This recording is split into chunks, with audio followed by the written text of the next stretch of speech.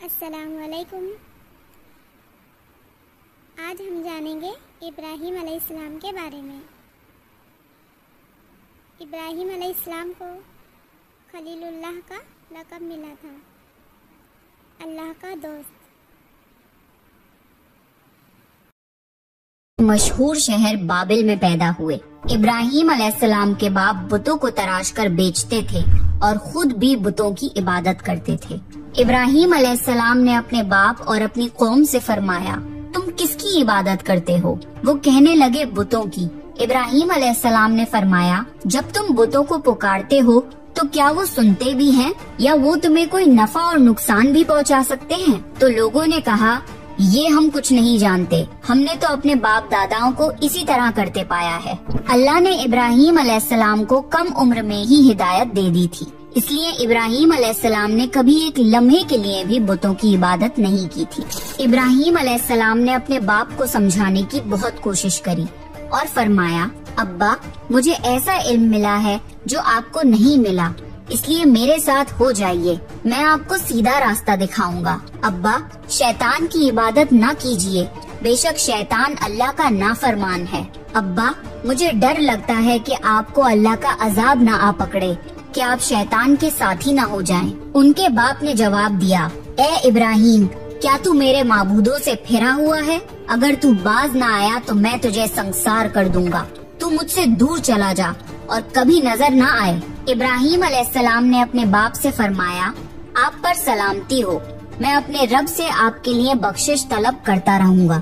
والد کے سخت جواب کے بعد ابراہیم علیہ السلام نے ان سے علیحدگی اختیار کر لی۔ ابراہیم علیہ السلام بت پرستی سے سخت چڑھتے تھے۔ عید کے دن ان کی قوم کے لوگ کھانا پکا کر معبودوں کے سامنے رکھتے تھے، پھر شہر کے باہر ایک میدان میں جمع ہوتے، وہاں کھیلتے کودتے اور خوشیاں مناتے۔ شام کو گھروں کی طرف آتے، صبح بتوں کے پاس جو کھانا رکھ گئے تھے اس کو اٹھاتے اور تبرک سمجھ کر کھا جاتے۔ اس دفعہ جب عید کا دن آیا تو سب تیار ہو گئے، پر ابراہیم علیہ السلام تیار نہیں ہوئے۔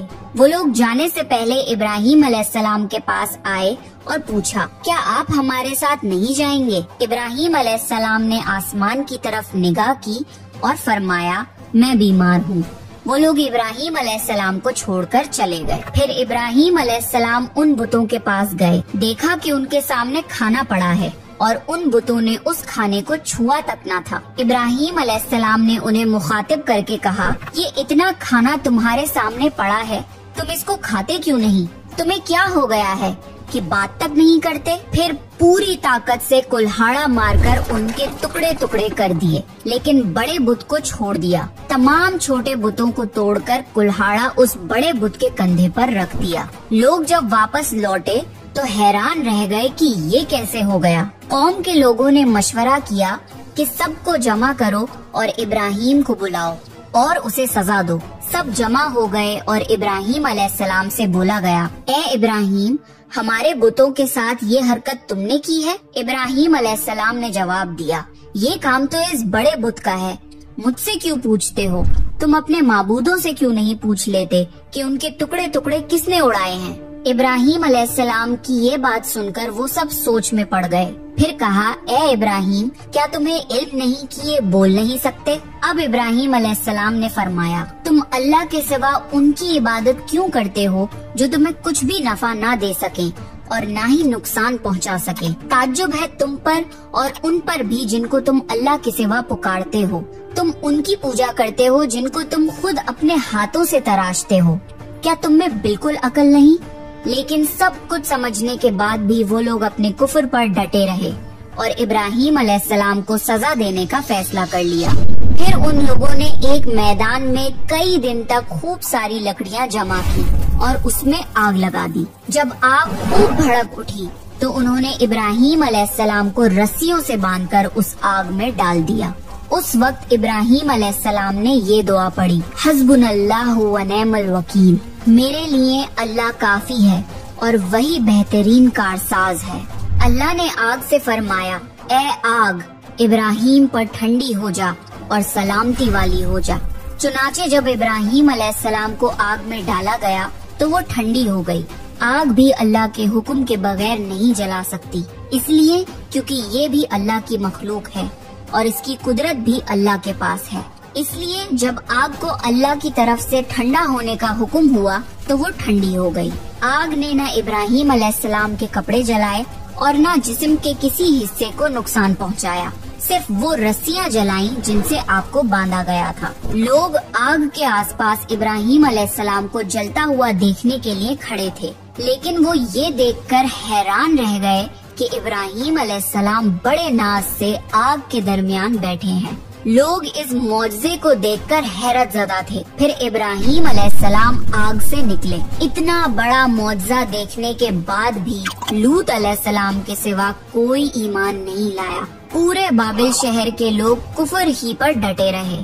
इब्राहीम अलैहिस्सलाम उनका ये रवैया देखकर नाउम्मीद हो गए कि इससे बढ़कर ये कौन सा मौजज़ा देखना चाहते हैं। उस वक्त बाबिल पर नमरूद नामी बादशाह की हुकूमत थी। जब उसके पास इस मौजज़े की खबर पहुंची तो उसने अपने दरबार में इब्राहीम अलैहिस्सलाम को पेश करने का हुक्म दिया।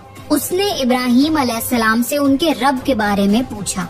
इब्राहीम अलैहिस्सलाम ने जवाब दिया, मेरा रब वो है जो जिंदा करता है और मारता है। जवाब में उसने कहा, मैं भी जिंदा करता हूँ और मारता हूँ। उसने हुक्म दिया कि जेल से 2 आदमियों को ले आओ।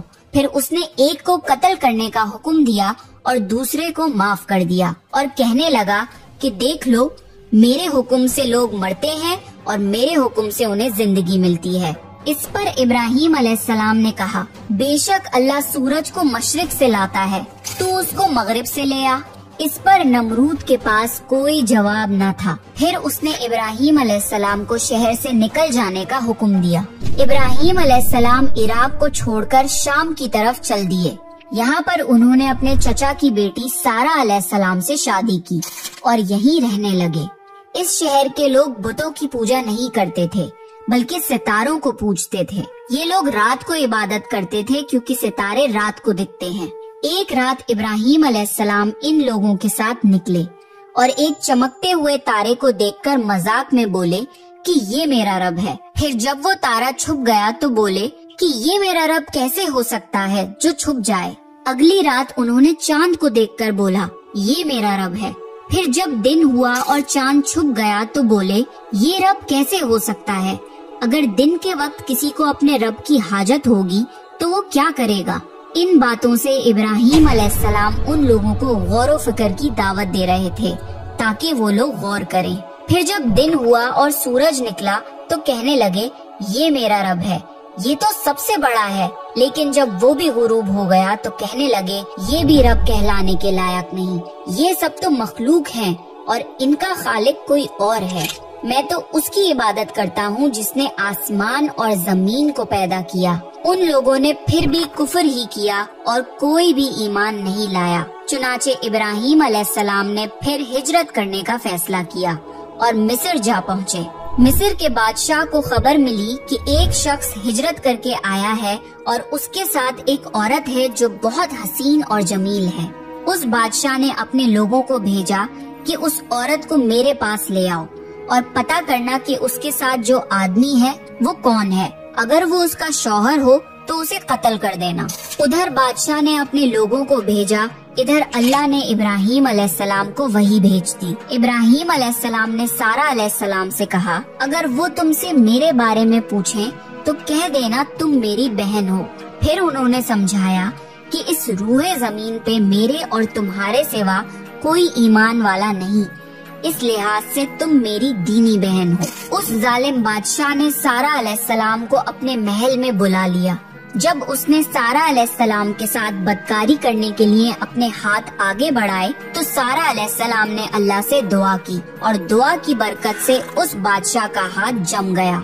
वो बुरी तरह चीखने लगा और उसके सारे मुलाजिम आ गए। ये देखकर सारा अलैहिस्सलाम डर गईं और सोचा कि अगर ये मर गया तो लोग ये सोचेंगे कि मैंने इसे कत्ल किया है। फिर उन्होंने उसे निजात देने के लिए अल्लाह से दुआ की और उस बादशाह का हाथ ठीक हो गया, पर उसने फिर से वही हरकत की, उसका हाथ फिर जम गया। ऐसा 3 मर्तबा हुआ और आखिरी बार उसने सारा अलैहिस्सलाम से वादा किया कि अब की बार अगर तू मुझे इस मुसीबत से निजात दिलाएगी तो मैं तुझे छोड़ दूंगा।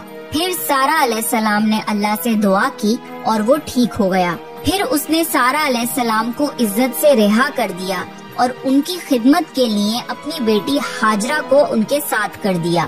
سارہ علیہ السلام جب واپس آئیں تو ابراہیم علیہ السلام نے فرمایا کہ اب ہم یہاں نہیں رہیں گے بلکہ واپس جائیں گے۔ پھر وہ لوگ واپس فلسطین چلے گئے۔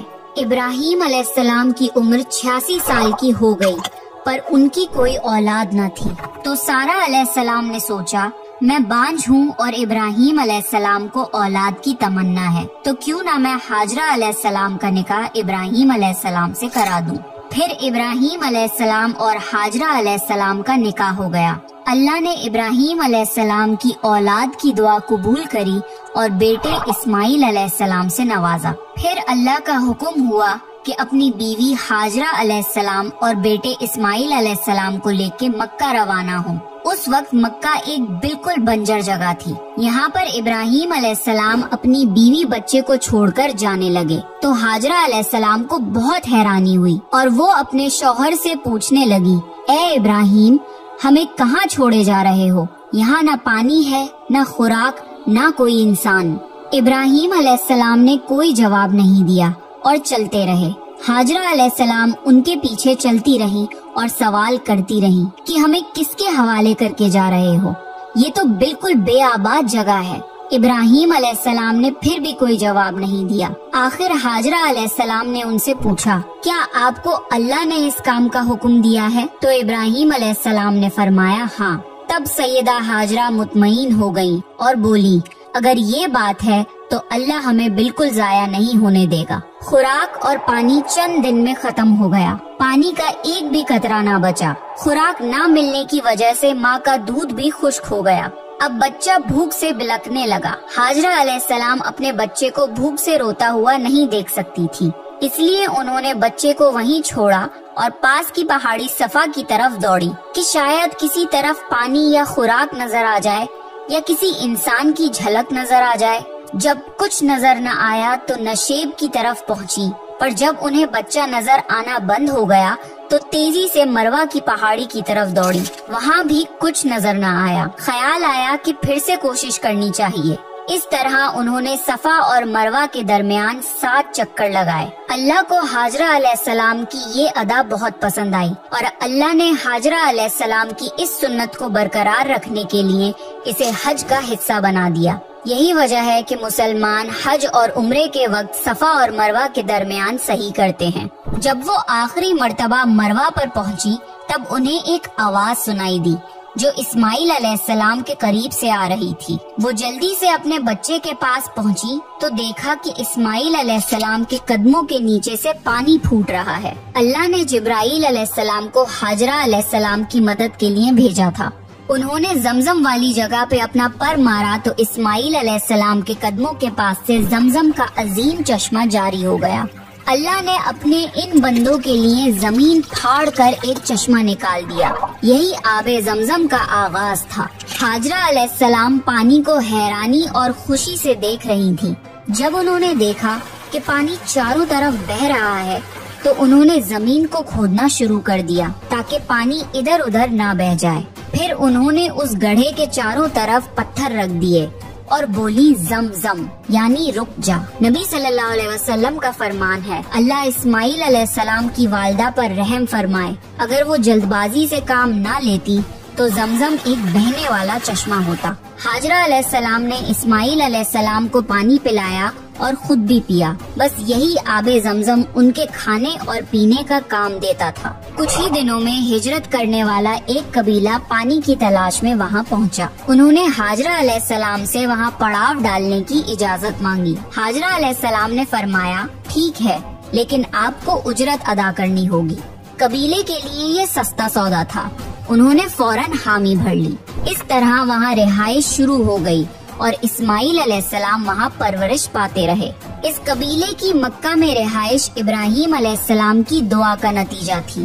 جب ابراہیم علیہ السلام نے اپنے بیوی بچے کو بنجر جگہ پہ چھوڑا تھا تو یہ دعا مانگی تھی، اے ہمارے پروردگار، میں نے اپنی کچھ اولاد اس بے آباد جنگل میں تیرے گھر کے پاس بسائی ہے، یہ اس لیے کہ وہ نماز قائم کریں، بس تو کچھ لوگوں کے دلوں کو ان کی طرف مائل کر دے اور انہیں پھلوں کی روزیاں عطا فرما تاکہ یہ شکر گزاری کریں۔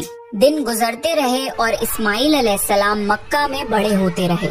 ابراہیم علیہ السلام ہر سال 1-2 بار اپنے گھرانے کی دیکھ بھال کے لیے چکر لگاتے تھے۔ جب اسماعیل علیہ السلام نے ہوش سنبھالا تو ایک بار پھر آزمائش کا وقت آ گیا۔ ابراہیم علیہ السلام نے خواب میں دیکھا کہ وہ اسماعیل علیہ السلام کو ذبح کر رہے ہیں۔ ان کی نیند کھل گئی۔ ابراہیم علیہ السلام جانتے تھے کہ انبیاؤں کے خواب اللہ کی طرف سے وحی ہوتے ہیں، لہٰذا انہوں نے اس خواب کے مطابق عمل کرنے کا ارادہ کر لیا۔ ابراہیم علیہ السلام نے اسماعیل علیہ السلام سے فرمایا، میرے پیارے بیٹے، میں نے خواب میں دیکھا ہے کہ میں تمہیں ذبح کر رہا ہوں، اب تم بتاؤ کہ تمہاری کیا رائے ہے؟ اسماعیل علیہ السلام نے فرمایا، اے ابا جان، آپ کو جو حکم ملا ہے اس کو کر گزریے، انشاءاللہ آپ مجھے صبر کرنے والوں میں پائیں گے۔ باپ بیٹے دونوں اللہ کا حکم پورا کرنے کے لیے پیش ہو گئے۔ اسماعیل علیہ السلام نے اپنے والد سے فرمایا، جب آپ مجھے ذبح کرنے لگیں تو میری پیشانی زمین پر رکھ دیے گا تاکہ آپ کو میرا چہرہ نہ نظر آئے اور کہیں آپ کے ہاتھ رک نہ جائیں۔ ابراہیم علیہ السلام نے ایسا ہی کیا اور آنکھوں پر پٹی باندھ لی۔ اب انہوں نے چھری پکڑ کر گردن پر چلا دی، لیکن چھری نے گردن نہ کاٹی۔ ابراہیم علیہ السلام نے زور لگایا تو انہیں ایک دمبے کی آواز آئی۔ ابراہیم علیہ السلام نے حیران ہو کر پٹی کھولی تو دیکھا ایک دمبا کٹا ہوا ہے اور اسماعیل علیہ السلام دور کھڑے مسکرا رہے ہیں۔ اللہ نے ابراہیم علیہ السلام کو آزمایا اور ابراہیم علیہ السلام اللہ کے ایک حکم پہ اپنے اکلوتے بیٹے کو قربان کرنے کے لیے راضی ہو گئے، وہ بھی وہ بیٹا جو انہیں 86 سال کی عمر میں پوری زندگی بے اولاد رہنے کے بعد ملا تھا۔ اللہ ظالم بادشاہ نہیں، اللہ نے ابراہیم علیہ السلام سے ان کے بیٹے کو نہیں چھینا، بلکہ جبرائیل علیہ السلام کو بھیج کے اسماعیل علیہ السلام کی جگہ جنت کا ایک خوبصورت دمبا قربان کر دیا۔ اس کے بعد سے اللہ نے دنیا بھر میں ابراہیم علیہ السلام کی اس سنت کو زندہ رکھا، اور آج بھی دنیا بھر میں مسلمان حج کے موقع پر قربانی کرتے ہیں تاکہ اللہ کی راہ میں ابراہیم علیہ السلام کی طرح قربانی کرنے کا جذبہ پیدا ہو۔ ایک اکلوتے بیٹے کی قربانی کے لیے تیار ہو جانے کے صلے میں اور سارہ علیہ السلام کی عظمت اور نیکی کے بدلے اللہ نے انہیں ایک اور بیٹے اسحاق علیہ السلام کی خوشخبری دی۔ ابراہیم علیہ السلام تب 120 سال کے تھے اور سارہ علیہ السلام 90 سال کی تھی۔ دونوں پر بڑھاپا طاری ہو چکا تھا۔ اللہ نے یہ خبر سنانے کے لیے فرشتے بھیجے۔ فرشتوں نے ابراہیم علیہ السلام کو سلام کیا اور بیٹے اسحاق علیہ السلام کی خوشخبری دی۔ یہ سن کر سارہ علیہ السلام بہت حیران ہوئی، کہنے لگی، کیا میں بچہ جنوں گی؟ حالانکہ میں بانجھ ہوں اور میرے خاوند بوڑھے ہو چکے ہیں، یہ تو حیرت کی بات ہے۔ اس پر فرشتوں نے کہا، اللہ کے فیصلے پر تعجب نہ کیجیے، یہ تو اللہ کی آپ پر رحمت ہے، بے شک وہ قابل تعریف ہے۔ ابراہیم علیہ السلام اسماعیل علیہ السلام سے ملنے مکہ آتے رہتے تھے۔ ایک مرتبہ انہوں نے فرمایا، اے میرے بیٹے، اللہ تعالیٰ نے مجھے حکم دیا ہے کہ اس مقام پر اللہ کا گھر تعمیر کرنا ہوگا۔ اسماعیل علیہ السلام نے فرمایا، میں حاضر ہوں۔ پھر ابراہیم علیہ السلام اور اسماعیل علیہ السلام نے مل کے کعبہ کی تعمیر کی۔ جب وہ بیت اللہ کی بنیادوں کو بلند کر رہے تھے تو دعا مانگ رہے تھے کہ اے ہمارے رب، ہماری محنتوں کو قبول فرما، تو دعا کو سننے والا جاننے والا ہے، اور ہمیں اپنا فرما بردار بنا، ہماری اولاد میں سے بھی ایک فرما بردار گروہ بنا، اور ہمیں عبادت کا طریقہ سکھا اور ہم پر رجوع فرما، کیونکہ تو ہی توبہ قبول کرنے والا اور رحم فرمانے والا ہے۔ اے ہمارے رب، ان پر انہی لوگوں میں سے ایک رسول بھیج جو ان پر تیری آیت کی تلاوت کریں اور تیری کتاب اور حکمت سکھائیں اور انہیں پاک کریں، یقیناً تو غالب اور حکمت والا ہے۔